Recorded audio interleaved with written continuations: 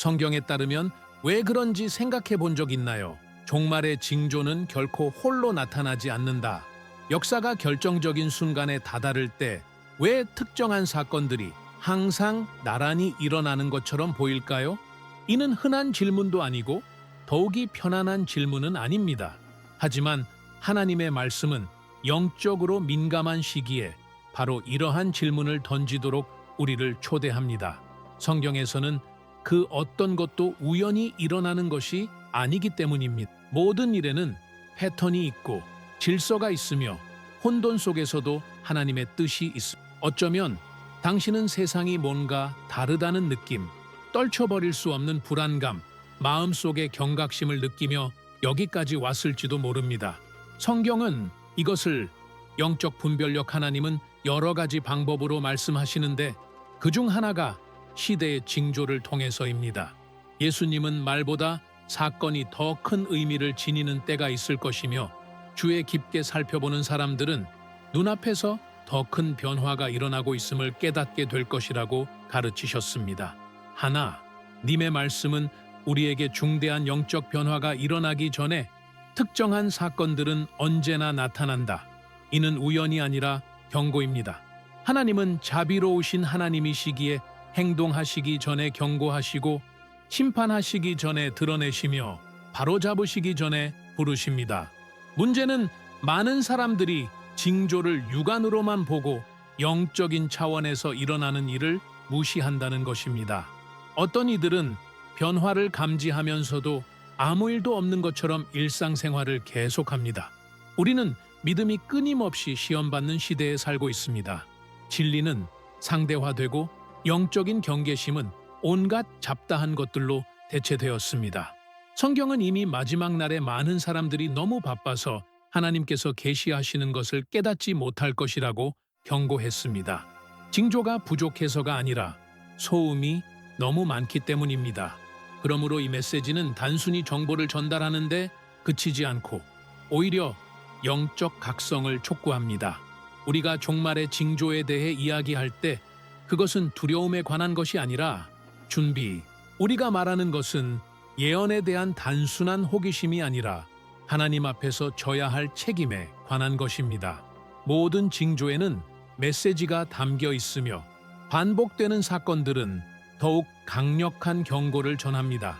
문제는 징조가 존재하는지 여부가 아니라 우리가 하나님의 말씀에 비추어 그 징조들을 기꺼이 분별할 의지가 있는지 여부입니다. 바로 이 지점에서 모든 것이 연결되기 시작합니다.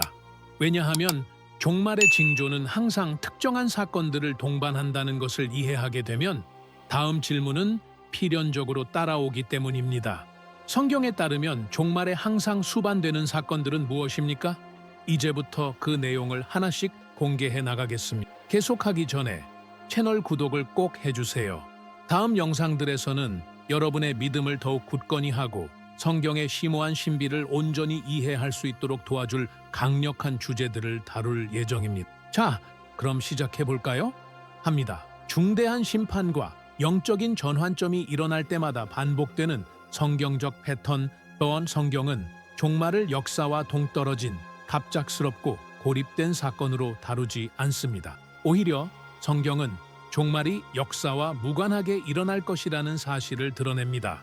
결정적인 순간에 앞서 항상 특정한 사건들이 일어난다. 마치 길을 따라 깜빡이는 불빛처럼 점진적인 경고 기능을 하며 더 큰 무언가가 접근하고 있음을 알려줍니다. 창세기부터 요한계시록까지 하나님은 일정한 패턴에 따라 행동하십니다.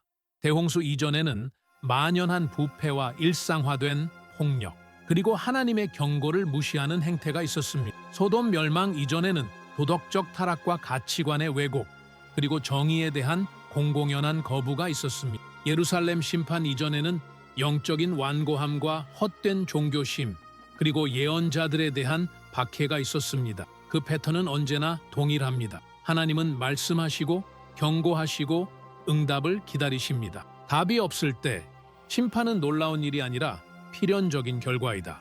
예수님은 종말에 대해 말씀하시면서 이 원칙을 강조하셨습니다.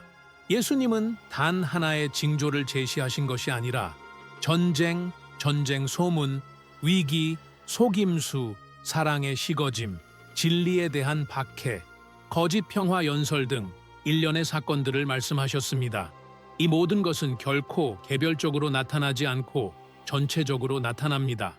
성경은 이러한 사건들의 존재 자체가 문제가 아니라 오히려 그 원인이 무엇인지에 있다고 분명히 밝히고 있습니다. 두 가지가 동시에 결합되는 현상, 점점 더 강렬한 방식으로. 이 패턴의 또 다른 중요한 요소는 판단하기 전에 항상 다음이 있다는 것. 집단적인 정상성 환상 사람들은 마치 아무 일도 일어나지 않는 것처럼 계속 살아갑니다. 예수님께서는 노아 시대처럼 많은 사람들이 먹고 마시고 장사하고 미래를 계획하며 주변의 영적인 징조들을 완전히 무시할 것이라고 말씀하셨습니다. 이는 심오한 의미를 드러냅니다. 위험은 외부적인 사건뿐 아니라 내면에도 있다는 것입니다. 내면의 영적 맹점 마음이 죄악, 혼돈, 불안정에 익숙해지면 경고의 시대에 살고 있다는 사실을 깨닫지 못하게 된다. 성경은 또한 이러한 시기에 인간의 해결책에 대한 신뢰가 커진다는 것을 보여줍니다. 합의, 동맹, 전략, 낙관적인 연설 등 모든 것이 거짓된 안도감으로 이어지는 것처럼 보입니다.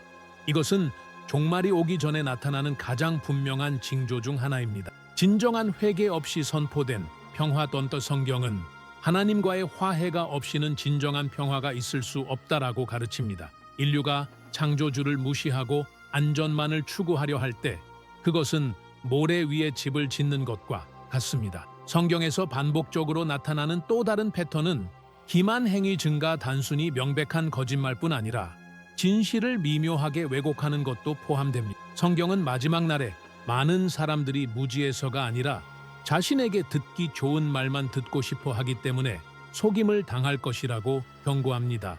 이는 편안함에 맞춰 변형된 약하고 적응력 있는 믿음을 만들어냅니다. 그리고 그런 믿음은 려운 시기에 누구도 지탱해주지 못합니다. 이러한 종류의 속임수는 심각한 영적 붕괴의 토대를 마련합니다. 또한 다음과 같은 패턴이 있습니다. 집단적인 정신적 냉각사랑은 드물어지고 공감은 줄어들고 폭력은 늘어나고 무관심이 만연합니다. 성경은 이것을 세상이 생명의 근원에서 멀어지고 있다는 분명한 징조로 묘사합니다. 사랑이 식으면 양심도 식습니다. 그리고 양심이 침묵하면 심판이 조용히 다가옵니다. 복수가 아니라 허용된 교정으로서 말입니다. 이러한 패턴들이 한꺼번에 나타나는 것이 아니라는 점을 이해하는 것이 중요합니다. 그것들은 축적되고 겹쳐지고 심화됩니다. 성경은 종말을 갑작스러운 사건으로 묘사하지 않고 점진적으로 다가오는 것으로 묘사합니다. 세계의 영적 성숙 과정, 각각의 징후가 다음 징후를 위한 토대를 마련하는 곳입니다. 따라서 개별적인 사건만 보는 사람은 전체를 보지 못합니다. 하지만 전체적인 그림을 관찰하는 사람은 무언가가 하나로 모이고 있음을 깨닫기 시작합니다. 여기서 마음을 무겁게 하는 질문이 떠오릅니다. 만약 성경이 중대한 심판에 앞서 항상 이러한 패턴들을 보여왔고 그 패턴들 중 많은 부분이 오늘날에도 분명히 나타나고 있다면 우리는 지금 이 순환 과정의 어느 단계에 있는가? 우리는 이제 막 시작점에 서 있는 걸까요? 아니면 생각보다 훨씬 더 결정적인 단계에 가까워진 걸까요? 다음으로 넘어가기 전에 여러분의 의견을 간단히 듣고 싶습니다. 댓글로 남겨주세요. 성경적 기준 또는 하나님은 미리 경고하신다. 자, 그럼 말씀해 주세요. 이 세 가지 패턴 중 어떤 것이 가장 마음에 드시나요? 기만, 거짓된 평화, 아니면 영적인 무관심. 다음 절에서 바로 그 주제에 대해 이야기해 보겠습니다. 이러한 징후들이 더 이상 개별적인 것이 아니라 심화되기 시작할 때 성경에서 매우 심각하게 다루는 문제입니다. 결정적인 순간에 항상 앞서 나타나는 성경적 패턴에 대한 이러한 이해를 바탕으로 이제 우리는 더욱 심오하고 동시에 더욱 불안감을 주는 원리로 들어갑니다. 이러한 징후들, 이 간헐적으로 나타나는 것을 멈추고 심화되기 시작할 때 성경은 이 문제를 매우 심각하게 다루는데, 왜냐하면 강도 증가는 단순히 양의 증가만을 의미하는 것이 아니라 영적 단계 변화 이때부터 경고는 산발적인 것이 아니라 영적으로 깨어있는 사람이라면 무시할 수 없는 지속적인 시나리오를 형성하기 시작합니다. 예수님은 이 원리를 간단하면서도 강력한 언어로 설명하시면서 종말을 다음과 비교하셨습니다. 진통 고통은 한꺼번에 나타나지 않습니다. 처음에는 간헐적으로 견딜만 하고 거의 무시할 수 있을 정도로 미미하게 시작됩니다. 그러나 그 순간이 다가올수록 고통은 더 자주, 더 강렬하게, 그리고 더 짧은 간격으로 나타납니다. 이것이 바로 성경에서 묘사하는 종말의 징조의 패턴입니다. 그것은 단지 몇몇 전쟁이나 위기 혹은 속임수에 관한 것이 아니라 사건들이 겹치기 시작함으로 인해 끊임없는 불안정감이 조성됩니다. 징후의 강화는 중요한 사실을 드러냅니다. 세계는 어떤 상태에 접어들고 있다는 것입니다. 지속적인 정신적 압력 사람들은 더 이상 쉴 틈이 없다고 느낍니다. 한 위기가 끝나면 또 다른 위기가 시작되고, 한 긴장이 풀리면 다른 곳에서 또 다른 긴장이 발생합니다. 성경은 이러한 현상이 우연히 일어나는 것이 아님을 보여줍니다. 이렇게 쌓이는 압박감은 인간의 마음속에 숨겨진 것을 드러내는 역할을 합니다. 겉모습은 벗겨지고 거짓은 드러나며 뿌리 없는 것은 결코 오래가지 못합니다.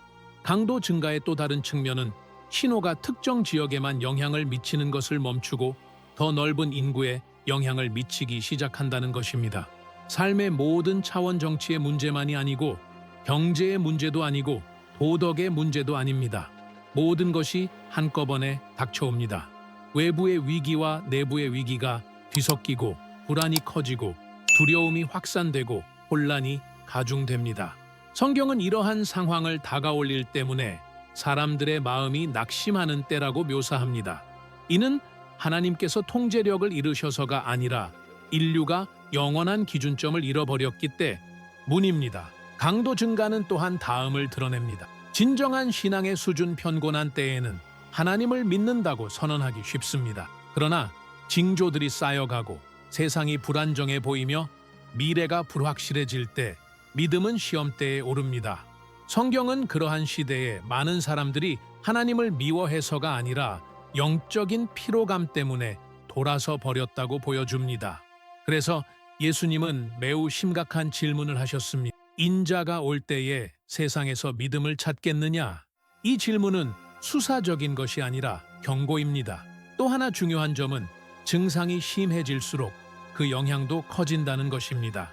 정교한 영적 기만이제는 쉽게 알아챌 수 있는 노골적인 속임수가 아니라 진실처럼 보이는 메시지, 성경적인 것처럼 들리는 연설이지만 회개와 거룩함, 그리고 주님을 경외하는 마음은 공허한 것들입니다. 성경은 많은 사람들이 속을 것이라고 경고하는데 바로 그러한 표적들이 너무나 설득력 있기 때문입니다. 이를 위해서는 피상적인 성경 지식이 아니라 영적인 분별력이 필요합니다.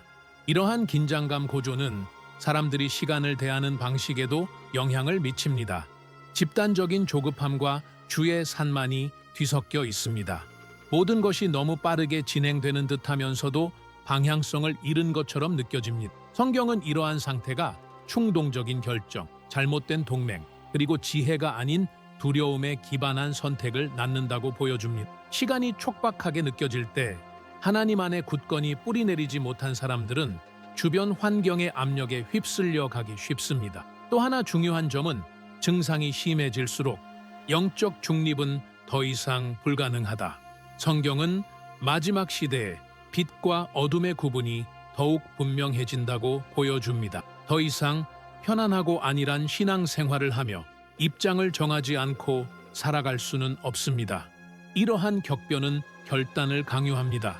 사람은 하나님께 더 가까이 나아가거나 아니면 더욱 멀어지게 됩니다. 이 시대에는 안정적인 중간지대가 없습니다. 그리고 아마도 이러한 긴장 고조의 가장 심각한 측면은 다음과 같습니다. 표지. 판이 많을수록 경계심이 부족한 사람들에게 미치는 영향은 줄어듭니다. 굳어진 마음은 익숙해지고 경고는 소음이 되며 위기는 일상이 됩니다. 이것이 최근 가장 큰 영적 위험 중 하나입니다. 문제는 충격이 아니라 무관심입니다. 성경은 많은 사람들이 회개를 불러일으켜야 할 일에 감동받을 능력을 잃어버린다는 것을 보여줍니다. 이 모든 것을 살펴보면 징조의 강화는 단순히 종말을 알리는 것뿐만 아니라 주의 깊은 사람과 산만한 사람을, 경계하는 사람과 졸고 있는 사람을 구분하기 위해서입니다. 이는 겉모습에 따라 사는 사람과 확신에 따라 사는 사람을 드러냅니다. 믿음을 물려받은 사람과 믿음 안에서 살아온 사람을 드러냅니다. 단지 말씀을 아는 사람과 말씀에 순종하는 사람을 드러냅니다. 바로 이 지점에서 영적인 긴장감이 또 다른 차원으로 고조됩니다. 징조들이 더욱 강렬해지고 패턴이 더욱 강력하게 반복된다면 우리의 현재 현실에 직접적인 영향을 미치는 필연적인 질문이 제기되기 때문입니다. 그토록 많은 영적인 빛을 받아온 나라가 이러한 징조들이 눈앞에 분명하게 드러날 때 어떻게 반응할까요? 이 질문은 우리를 다음 논점으로 바로 이끌어주는데, 우리는 한국과 한국이 처한 정신적 환경이라는 관점에서 이를 살펴볼 것입니다. 다음으로 넘어가기 전에 댓글에 의견을 남겨주세요. 징후가 점점 더 뚜렷해지고 있습니다. 또는 지금 시청하세요. 그리고 제게 말씀해 주십시오. 몇 년 전보다 오늘날 이러한 징조들이 더 자주 나타난다고 느끼십니까? 다음 부분에서는 이 대화가 우리의 현재 현실과 더욱 밀접하게 연결될 것이며, 그때가 되면 이 메시지의 영적인 무게를 더 이상 무시할 수 없게 될 것입니다. 이러한 인식을 바탕으로 바로 이어서 설명하자면, 징후가 점점 더 뚜렷해지고 있습니다. 그리고 입장을 강요함으로써 우리는 이제 이 분석을 더욱 민감한 지점으로 끌어올려야 합니다. 세계적인 정신적 지형 속에서 한국의 위치촌 또 성경은 단순히 사건을 기록하는 것이 아니라 그 이면을 기록하기 때문입니다. 그들이 받은 계시의 추어 나라들을 바라보았다. 그리고 우리가 한국에 대해 이야기할 때 우리는 다른 많은 나라들과는 달리 심오하고 눈에 띄며 역사적으로 기록된 영적 부흥을 경험한 나라에 대해 이야기하는 것입니다. 이는 하나님 앞에서 우리가 져야 할 영적 책임의 수준을 완전히 바꿔놓습니다. 한국은 세계 무대에서 단순히 여러 나라 중 하나가 아닙니다. 지난 수십 년 동안 한국은 영향력 있는 영적 중심지 대규모 기도 운동, 공동 금식, 철야 기도, 부흥 운동, 그리고 선교 활동으로 특징 지어지는 고통, 전쟁, 그리고 궁핍 속에서 탄생한 교회들은 불굴의 믿음을 보여주는 세계적인 본보기가 되었습니다. 성경적으로 볼 때 이는 결코 우연이 아닙니다. 하나님은 목적 없이 빛을 비추지 않으십니다. 계시가 있는 곳에는 부르심이 있고, 부르심이 있는 곳에는 지속적인 응답을 기대하시는 하나님의 뜻이 있습니다. 문제는 성경에서도 다음과 같이 경고하고 있다는 점입니다. 시간은 축복을 안일함으로 바꿀 수 있다. 신앙이 더 이상 필수적인 것이 아니라 문화적 유산이 될 때 무언가를 잃기 시작합니다. 한때 삶의 결정들을 지탱해 주었던 하나님에 대한 경외심이 종교적 전통으로 대체될 수 있습니다. 매일 하나님께 의지하던 삶이 조용한 자립심으로 바뀔 수 있습니다. 말씀은 더 이상 우리를 직면하게 하지 않고 단지 위로만 해줄 뿐입니다. 그리고 이러한 과정은 매우 천천히, 거의 알아차리지 못할 정도로 일어나기 때문에 위험합니다. 성경은 하나님께서 많은 빛을 받은 나라가 타락하기 시작할 때를 지켜보신다는 것을 보여줍니다. 시대 정신에 맞춰 자신의 정신적 가치관을 조정하는 것, 이는 하나님을 공개적으로 거부하는 것이 아니라 진리를 희석시키는 것입니다. 대립을 회피하고 성경적 충실함보다 사회적 수용을 우선시하는 신앙입니다. 이는 말세 예언에 묘사된 가장 미묘하면서도 심각한 징조 중 하나입니다. 즉, 신앙이 겉으로는 살아있지만 내적으로는 약해지는 것입니다. 또 하나 중요한 점은 현재 한국이 다음과 같은 지위를 차지하고 있다는 것입니다. 강력한 문화적, 기술적, 미디어적 영향력. 성경은 영향력이 책임을 낳는다고 가르칩니다. 한 나라가 영적으로 무엇을 수출하는지는 경제적으로 무엇을 생산하는 것만큼이나 중요합니다. 가치관, 행동, 그리고 이야기들은 양심을 형성합니다. 기독교적 뿌리를 가진 나라가 자신을 형성했던 것과 같은 영적 헌신 없이 세계의 영향력을 행사하기 시작하면 하나님 보시기에 무언가 불균형이 생깁니다. 또한 성경은 마지막 날에 하나님과 깊은 교제를 경험한 민족들이 도전에 직면하게 될 것이라고 밝히고 있습니다. 가장 치열한 영적 전쟁이는 적이 영적으로 무관한 영역을 공격하지 않기 때문입니다. 부흥이 있는 곳에는 저항이 있고 빛이 있는 곳에는 그 빛을 끄려는 시도가 있습니다. 이러한 현상은 도덕적 혼란, 정체성 위기, 영적 공허, 그리고 진리의 상대화로 나타납니다. 이 모든 것은 결코 그냥 생겨나는 것이 아닙니다. 이것들은 실제 영적 갈등의 징후입니다. 한국에서도 극명한 대조를 경험할 수 있습니다. 외부 성장, 과 내부 취약성. 성경은 이러한 대조가 분명한 경고 신호임을 보여줍니다. 영적인 경계심이 없는 번영은 취약성을 낳습니다. 성공이 하나님에 대한 의존을 대신하게 되면 겉으로는 신앙심을 유지하면서도 공동체의 마음은 점차 멀어지기 시작합니다. 이는 성경에서 묘사된 가장 위험한 상황 중 하나인데 잘못된 영적 안정감을 심어주기 때문입니다. 또 하나 분별해야 할 측면은 이것이 다음 세대에 미치는 영향입니다. 성경은 확신 없이 전해지는 신앙은 한 세대 안에 사라진다고 가르칩니다. 젊은이들이 구조는 물려받았지만 하나님과의 만남을 경험하지 못하면 영적인 공허함을 느끼게 됩니다. 그리고 그 공허함은 언제나 무언가로 채워지려 합니다. 진리로 채워지지 않으면 속임수로, 영원한 목적이 아니면 더 덥고 일시적인 정체성으로 말입니다. 이 모든 것은 한국이 어떤 상황에 처해 있는지를 보여줍니다. 영적인 갈림길의 순간 정죄의 순간이 아니라 결단의 순간입니다. 성경은 하나님께서 더 심각한 결과를 초래하시기 전에 항상 여러 길을 제시하신다는 것을 보여줍니다. 하나님은 회개와 경각심, 그리고 처음 사랑으로의 회복을 촉구하십니다. 그러나 이 부르심이 영원히 열려 있는 것은 아닙니다. 응답할 때 받아들일 수 있는 때가 있습니다. 그리고 바로 이 지점에서 영적인 긴장감이 더욱 고조됩니다. 한국이 그토록 많은 빛과 계시, 영적인 기회를 받았다면 필연적으로 강하게 울려 퍼지는 질문이 생겨나기 때문입니다. 하나님은 진리를 알면서도 조용히 등을 돌리기 시작하는 나라를 어떻게 다루실까요? 이 질문에 대한 성경적 답변은 심오하며 바로 다음 주제로 이어집니다.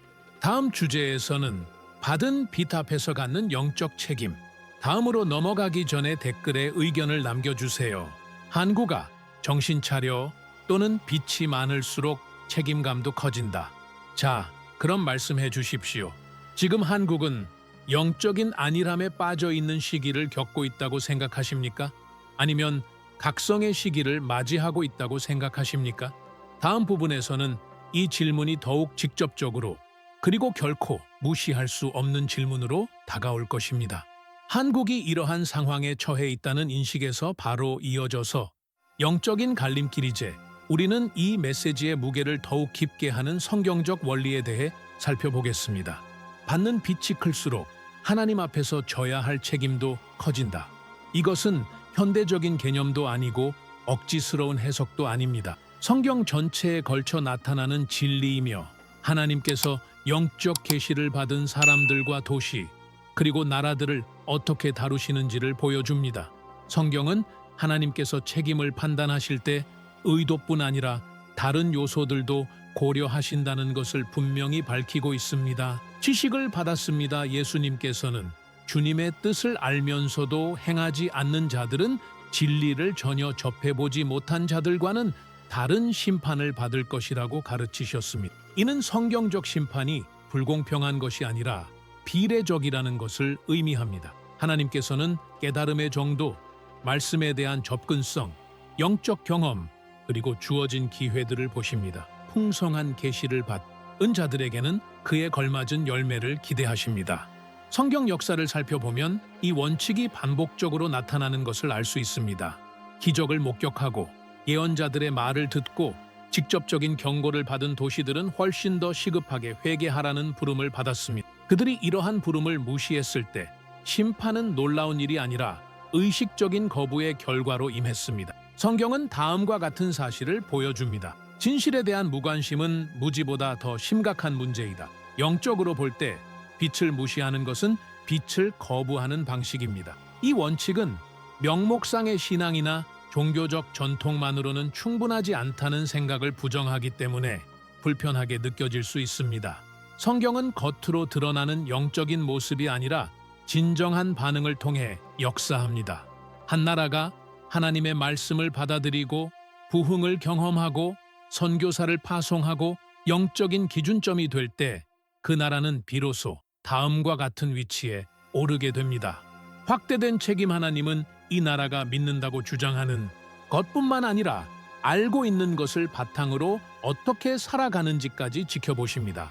성경은 또한 빛이 많을 때 하나님께서 종종 먼저 그 빛을 통해 역사하신다는 것을 보여줍니다. 내부 경고외적인 문제가 아닙니다. 하나님은 눈에 보이는 위기를 허용하기 전에 백성들의 마음을 다루십니다. 당연하게 여겨지는 죄들을 드러내시고 회개를 촉구하시며 믿음의 피상성을 밝히시고 우선순위를 시험하십니다. 이 과정이 바로 하나님의 자비입니다.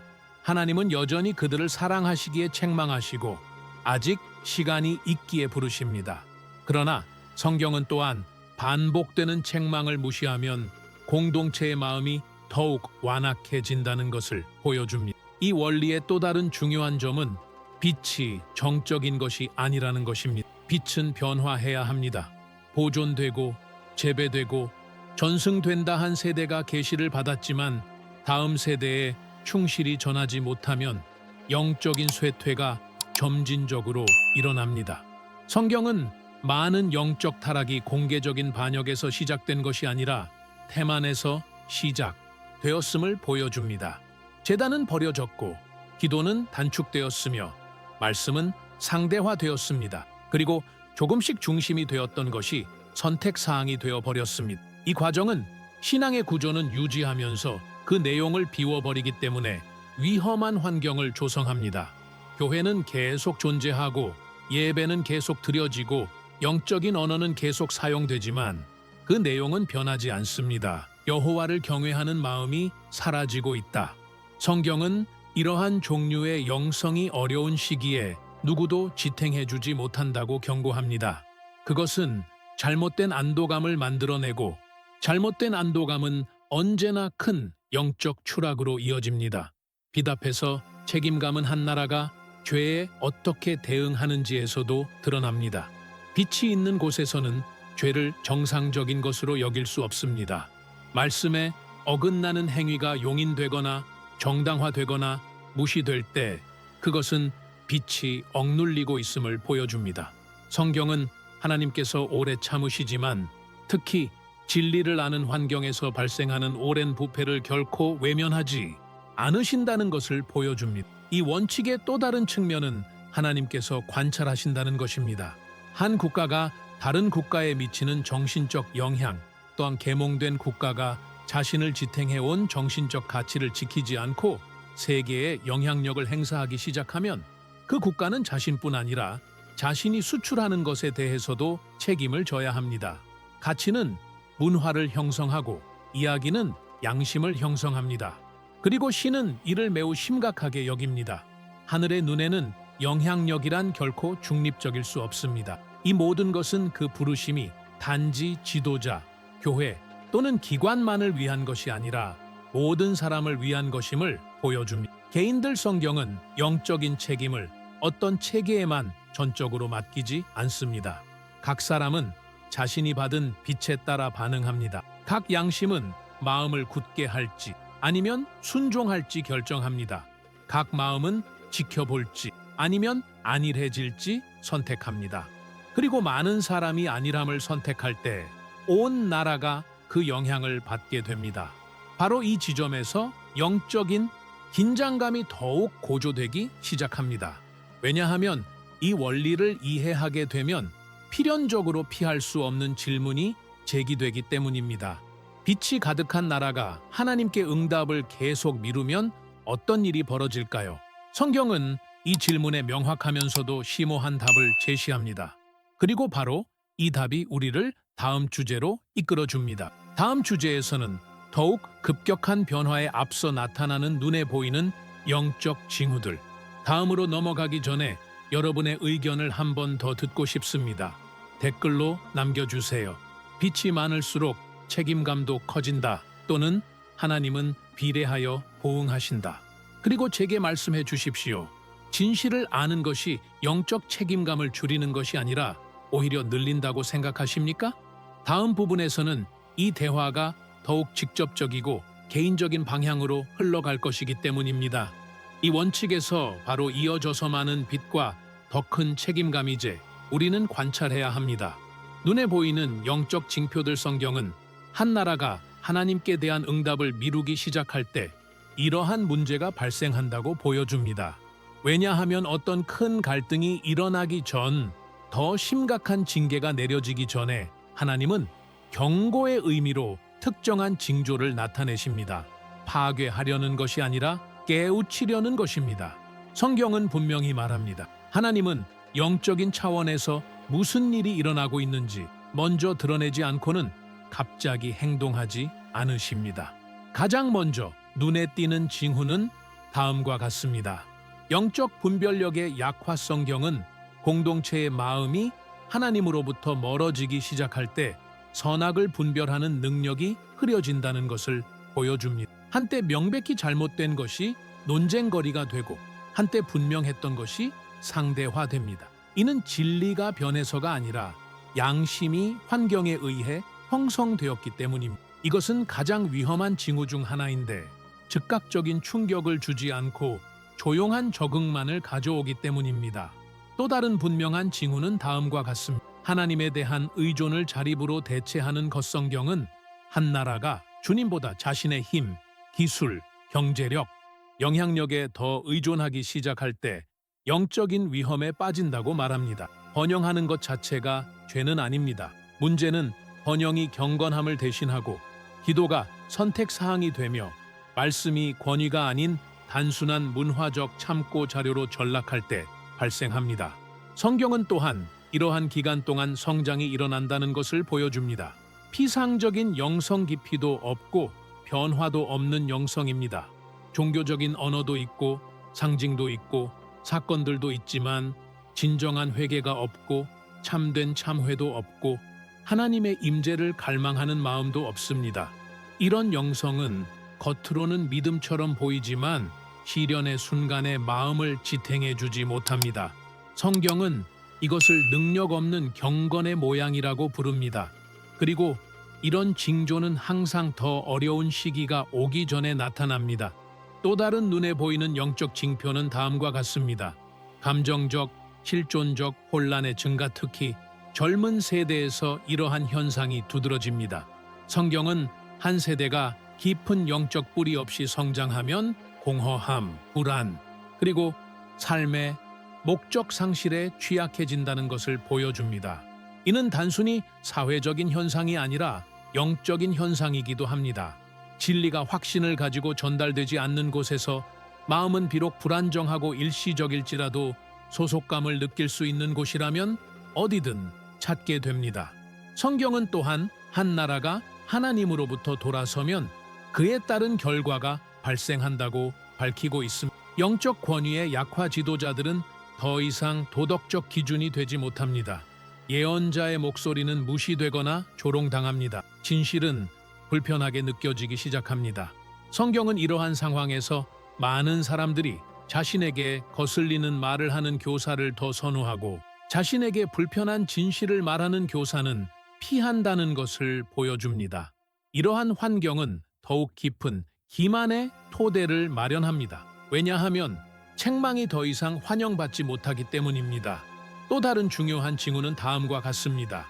죄의 정교화한 때 두려움을 불러일으켰던 것이 이제는 영적인 결과가 따르지 않는 개인적인 선택으로 여겨지고 있습니다. 성경은 죄가 문화적으로 용인될 때조차도 항상 대가를 치르게 한다고 가르칩니다. 집단적인 양심이 침묵할 때 영적인 피해는 조용히 퍼져 나갑니다. 이는 빛이 사라진 것이 아니라 반복적으로 거부당해 빛이 억눌리고 있다는 가장 분명한 징표 중 하나입니다. 성경은 또한 이러한 기간 동안 성장이 일어난다는 것을 보여줍니다. 끊임없는 불안감 겉으로는 모든 것이 잘 풀리는 것처럼 보여도 어딘가 어긋난 듯한 느낌이 듭니다. 바쁘게 살지만 만족하지 못하고 연결되어 있지만 공허하며 정보는 많지만 혼란스러워합니다. 이러한 불편함은 우리 사회의 영혼이 균형을 잃었다는 신호입니다. 성경은 인간이 하나님과 하나 될 때 진정한 안식을 얻을 수 있다고 가르칩니다. 그렇지 않으면 마음은 불안으로 가득 차게 됩니다. 또 다른 눈에 보이는 영적 징표는 다음과 같습니다. 신앙과 실생활 사이에 점진적 거리두기. 성경은 믿음과 행동을 결코 분리하지 않았습니다. 한 나라가 신앙을 표방하면서도 그 신앙의 원칙과 모순되는 방식으로 아갈 때 내적 균열이 발생합니다. 신앙은 단순한 담론으로 전락하고 순종은 예외적인 행위가 됩니다. 이러한 거리감은 사회를 지탱하는 영적 기반을 무너뜨리기 때문에 항상 더 심각한 위기로 이어집니다. 이 모든 일이 한꺼번에 일어나는 것은 아닙니다. 이러한 징조들은 마치 영적인 계기판의 경고등처럼 점진적으로 나타납니다. 하나님께서는 여전히 답을 원하시기 때문에 이러한 징조들이 드러나도록 허락하십니다. 그분은 불안, 노출, 그리고 의미 상실을 통해 부르십니다. 성경은 다음과 같은 사실을 보여줍니다. 하나님의 가장 위대한 자비는 더 큰 결과를 초래하기 전에 경고하는 것입니다.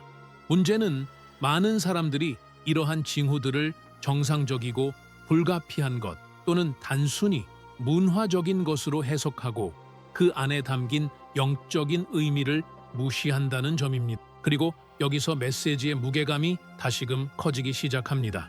왜냐하면 이러한 영적인 징조들이 이미 눈에 보이고 명확하게 드러나고 있다면 더 이상 피할 수 없는 질문이 제기되기 때문입니다. 이러한 징조들이 나타날 때 하나님은 어떤 반응을 기대하시는가? 성경은 이 질문에 대한 답을 제시합니다. 회개와 경계, 그리고 결단을 촉구합니다. 바로 이 점이 우리를 다음이자 마지막 구절로 이끌어 줍니다. 이 구절에서 메시지는 집단적인 분석을 넘어 마음을 직접적으로 부르는 부르심으로 바뀝니다. 다음으로 넘어가기 전에 댓글에 의견을 남겨주세요. 징후는 명백합니다. 또는 하나님이 경고하신다. 자, 이제 말씀해 주십시오. 오늘날 당신이 가장 분명하게 느끼는 영적인 징조는 무엇입니까?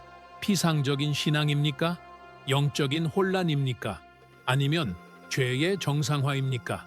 다음 부분에서는 이 모든 것이 개인적이고 직접적이며 더 이상 미룰 수 없는 문제로 다가올 것입니다. 약해진 분별력, 피상적인 믿음, 죄의 정상화, 집단적 불안과 같은 이러한 가시적인 영적 징후에서 바로 이어지는 논의를 통해 우리는 성경이 언제나 올바른 방향으로 대화를 이끌어준다는 사실에 도달하게 됩니다. 이 알림을 어떻게 처리해야 하나요? 성경은 단지 정보를 주기 위해서가 아니라 다른 목적을 위해 징조를 드러내기 때문입니다. 답으로 이어진다. 그리고 바로 여기에 한국이 분별해야 할 핵심이 있습니다. 단순히 무슨 일이 일어나고 있는지만이 아니라 하나님께서는 이 시대에 어떤 영적인 자세를 요구하시는가? 첫 번째 분별력은 징조가 강렬해질 때 하나님의 부르심이 공황 상태에 빠지라는 것이 아니라 오히려 반품주님을 경외하는 마음으로 돌아가야 합니다. 말씀을 권위로 삼아야 합니다. 기도를 일상적인 행위가 아닌 필수적인 것으로 여겨야 합니다. 성경은 세상이 혼란스러울 때 하나님의 백성이 세상과 함께 혼란에 빠져서는 안 된다고 가르칩니다. 오히려 그럴 때일수록 빛이 더욱 밝게 비춰져야 합니다. 한국은 시대 정신에 맞춰 신앙을 약화시킬 때가 아니라 오히려 뿌리를 더욱 깊게 내릴 때임을 분별해야 합니다. 압박이 심한 시기일수록 겉모습만 번지르르한 것이 드러나기 때문입니다. 두 번째 통찰은 기독교를 소유하는 것과 기독교 신앙을 갖는 것 사이에는 차이가 있다는 것을 깨닫는 것입니다. 하나님과 함께하는 삶한 나라에 수많은 성전이 있어도 그 존재감을 잃을 수 있습니다. 전통은 많지만 열정을 잃을 수 있고 활동은 많지만 거룩함을 잃을 수 있습니다. 성경은 믿음이 형식에 그칠 때 하나님께서 본질로 돌아오라고 부르시기 시작하신다는 것을 보여줍니다. 그리고 이 부르심은 매우 절박합니다. 정죄하기 위한 것이 아니라 구원하기 위한 것입니다. 하지만 무관심의 시대가 끝나가고 있기 때문에 절박한 것입니다. 귀 기울이는 사람들은 이 사실을 영적으로 느낍니다. 세 번째 통찰은 마지막 시대의 가장 큰 전투가 바로 구원을 위한 전투라는 것을 깨닫는 것입니다. 감시 예수님께서는 날짜를 추측하라고 말씀하지 않으시고 깨어 있으라고 말씀하셨습니다. 깨어 있다는 것은 적극적인 영적 인식을 유지하는 것을 의미합니다. 속임수를 당연하게 여기지 않는 것입니다. 영적 무관심을 불가피한 것으로 받아들이지 않는 것입니다. 죄를 문화적 유행으로 여기지 않는 것입니다. 한국은 세상이 타락을 당연시하는 시대에 하나님의 백성은 거룩함을 당연하게 여겨야 한다는 것을 분별해야 합니다. 이는 종교심 때문이 아니라 영적인 생존을 위해서입니다.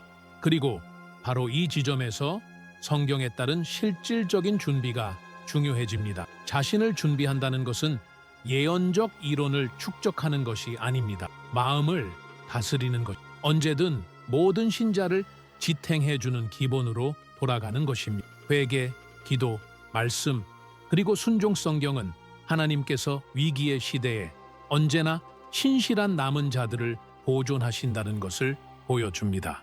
그들은 완벽한 집단이 아니라 진리를 타협하지 않기로 선택한 집단입니다. 한국에도 이러한 남은 자들이 있지만 깨어나야 합니다.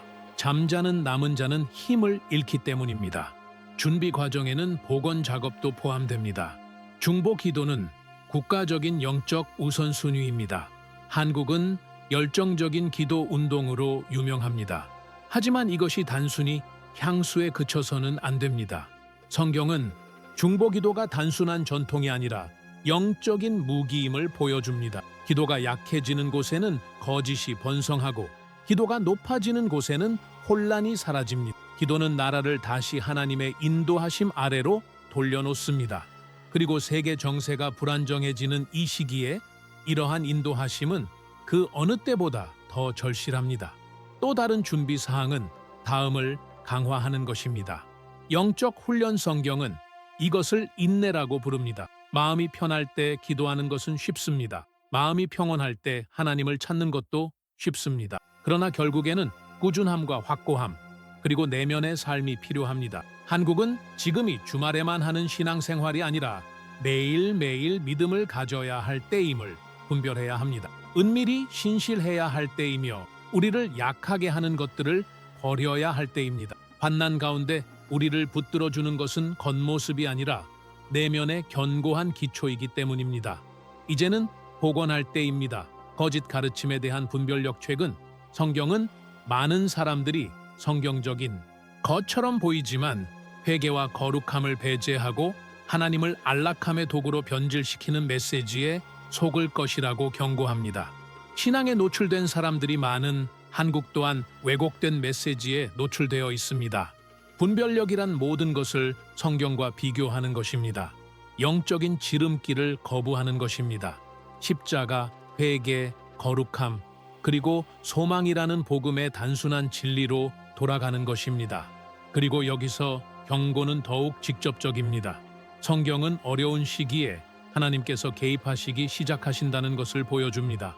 분리된 확신과 의견을 구분하는 것, 참된 신앙과 문화적 신앙을 구분하는 것, 하나님의 임재를 사랑하는 사람과 개인적인 이익만을 사랑하는 사람을 구분하는 것. 이러한 구분은 정죄가 아니라 정화의 과정입니다.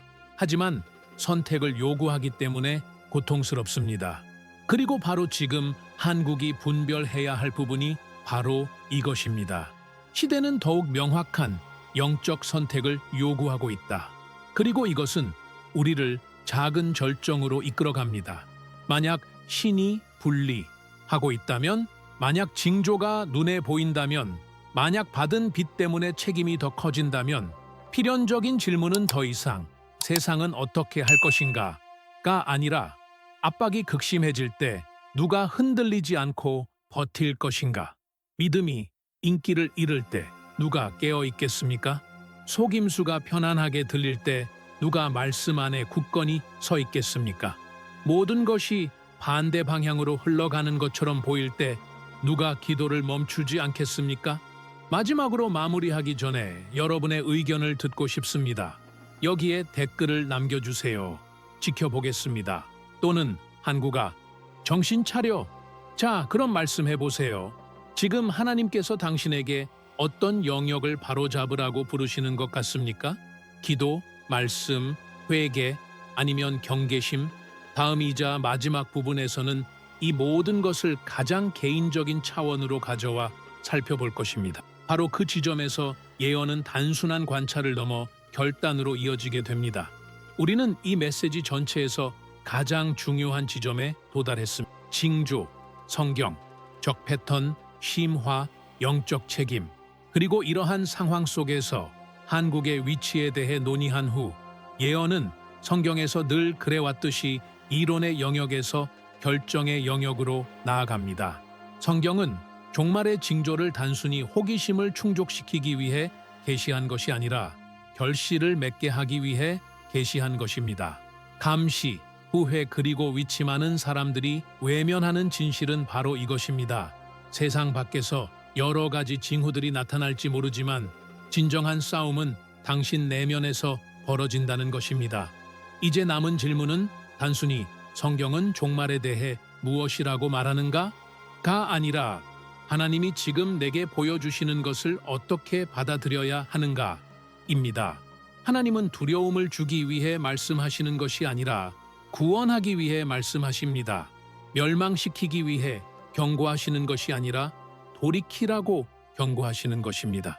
마음이 이러한 경고를 느낄 때 그것은 아직 시간이 있다는 뜻입니다.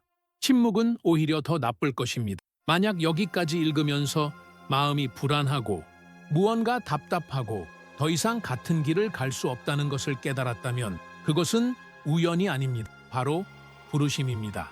성경은 하나님께서 사람들을 속임수와 영적 나태함에서 구원하시고자 할 때 확신을 가지고 찾아오신다는 것을 보여줍니다. 바로 그렇기 때문에 경계심이 그토록 중요합니다.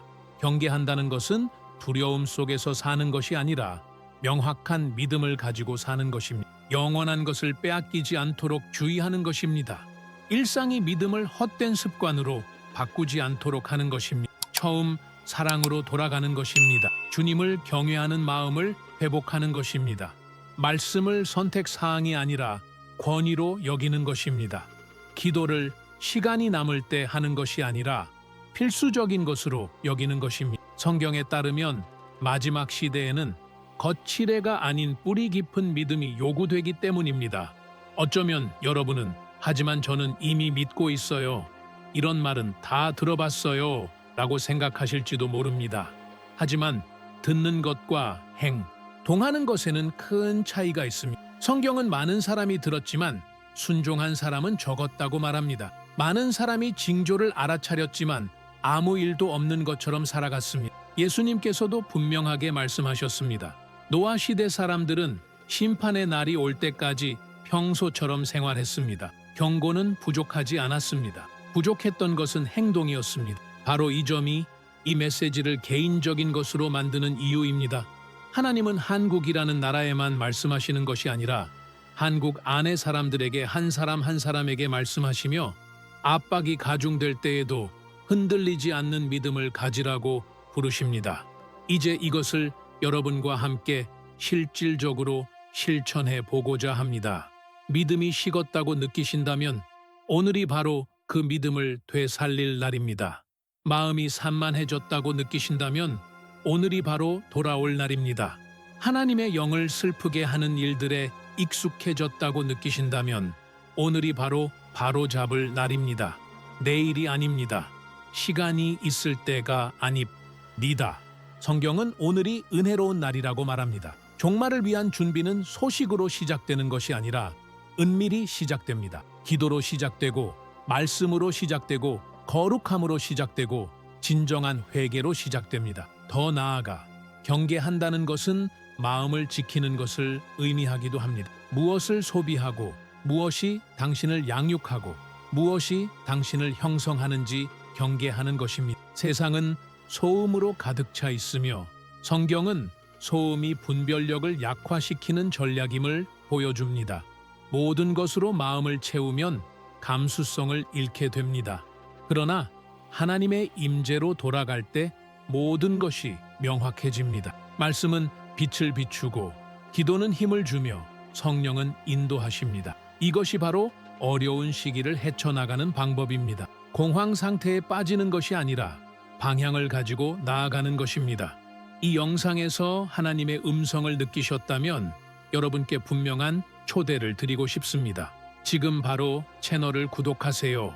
이 채널은 선정적인 내용 없이 분별력과 깨어 있는 의식을 갖고 성경에 근거한 준비를 하고자 하는 분들을 위한 채널입니다. 성경을 존중하며 진정한 영적 각성을 갈망하는 분들을 위해 만들어졌습니다. 믿음을 강화하고 시대의 징조에 주의를 기울이도록 도와주는 콘텐츠를 원하신다면 구독은 올바른 방향으로 나아가는 첫걸음입니다. 만약 이 글을 끝까지 읽으셨다면 아래에 정확히 어떤 내용인지 댓글로 남겨주세요. 나는 보는 것을 선택한다 하나님께서 당신에게 말씀하셨다고 느끼셨다면 댓글도 남겨주세요. 오늘 하나님께서 제게 말씀하셨습니다. 이건 단순한 참여가 아닙니다. 중요한 이정표입니다. 당신이 영적으로 잠들지 않겠다고 공개적으로 선언하는 것입니다. 여기까지 보셨다면 좋아요를 눌러주세요. 그래야 깨어나야 할 더 많은 사람들에게 이 메시지가 전달될 수 있습니다.